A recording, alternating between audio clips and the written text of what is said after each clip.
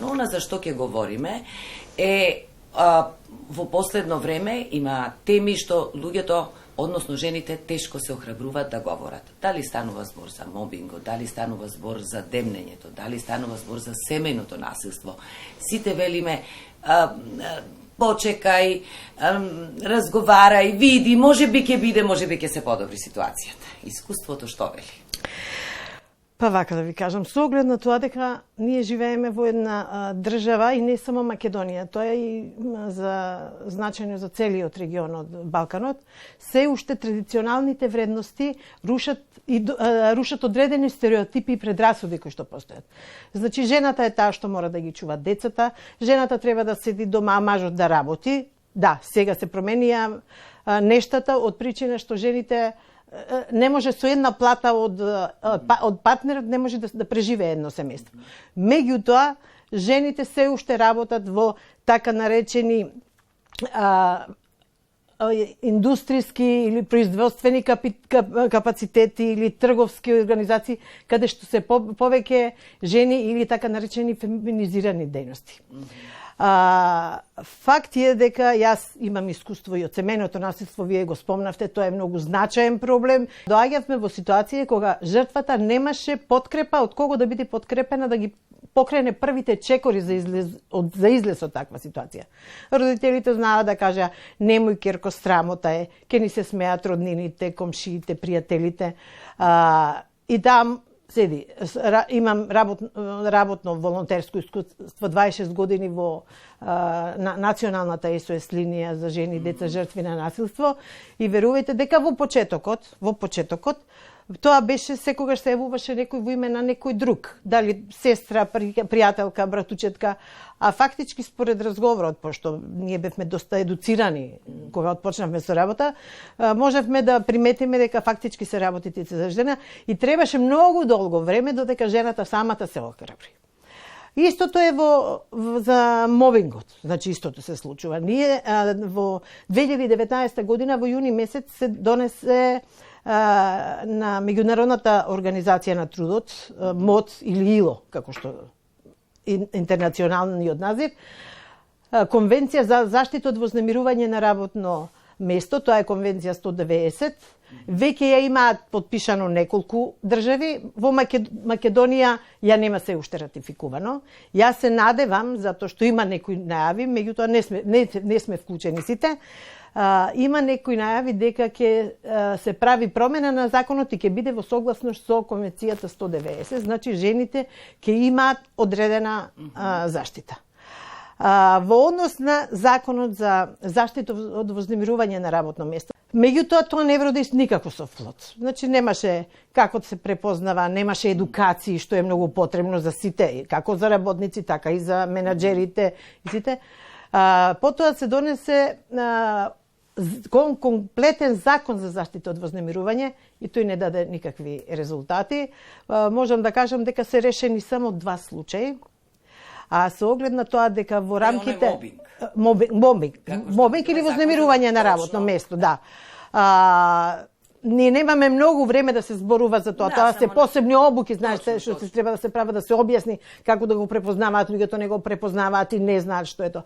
Кај нас новиот закон предвидува во фирмите, помалите, поголемите, приватни, државни, да има посредници кои што ќе посредуваат меѓу жртвата и моберот.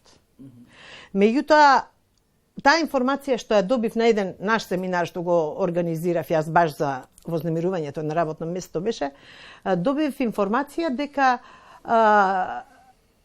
да не спомнувам фирми, значи тоа е голема јавна фирма, каде што биле наименувани и истакнати на список 200 посредници за посредување. И кога разговарав со дел од нив, они беа членови на таа листа, истакнати, значи тие беа тие посредници, меѓутоа нема ни една минута обука. Значи не знаат да го препознаат мобикот, да, не знаат како треба да постапат, не ја знаат постапката што е законска. И сега што се случува? Во законот стои, значи прво да се разговара со моберот, па да му се укаже, а ако не да се прави дневник тамо што дејанија се вршени врз нив. Па потоа на работодавачот, доколку не е работодавачот на фирмата, доколку тоа е мобер, значи ништо не може да направат тука, тоа се знае. А и посредниците требаше да ги во законот вели дека посредниците ги избира работодавачот, менаџерот на компанијата. Што мислам нема логика, нема шанса да некој дојде и да му се спротивстави. И затоа не функционираше. Значи во рамките на меѓународната организација на трудот даваше некои мали грантови за синдикални организации на работодавачи и локални самоуправи за одредени сервиси. Во 2 години траеше проектот.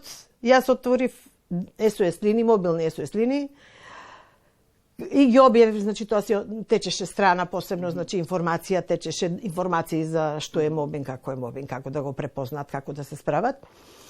И имаше јавувања, меѓутоа ќе ви кажам дека можеби ако се однесува до полот беше мала предност има жените, во поголем број се јавува.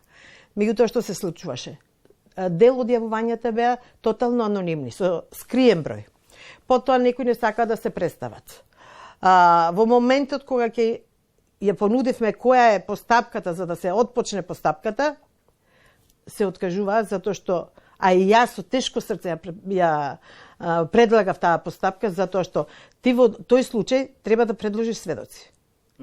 Имав случај каде што жртвата беше сигурна дека има сведоци кои што истото го доживувале, меѓутоа кога дојде моментот веќе се одлучи на судска постапка, на сите оние елементи што беа потребни се запазија, кога дојде за да ги повика тие што биле во иста ситуација, откажа случајот. Исто така и судиите се извинува, само што ова е многу битно, значи имаме една различитост во законите. Законот за што беше 2005, Законот за работни односи вели мобинг е доколку се случува повеќе пати, најмалку 6 месеци треба да се случува. Додека во новиот закон не е определен датумот. Сега постапката кога оди на суд, судијата одлучува онака како што сака. Сака си го гледа, тој закон сака го гледа и тешко се добиваат закони. И ако рековте дека 2 случаи се решени, сепак е успех. Има помак, да. Има придвижување кон решавање и препознавање на овој проблем. Јас ви благодарам за учеството во утринската програма и навистина ми беше задоволство. Јас ви благодарам што одвоивте време да поразговараме на оваа тема. На оваа тема има многу да се зборува, така да доколку имате можности и време, тука сум на располагање ви ставам. Благодарам.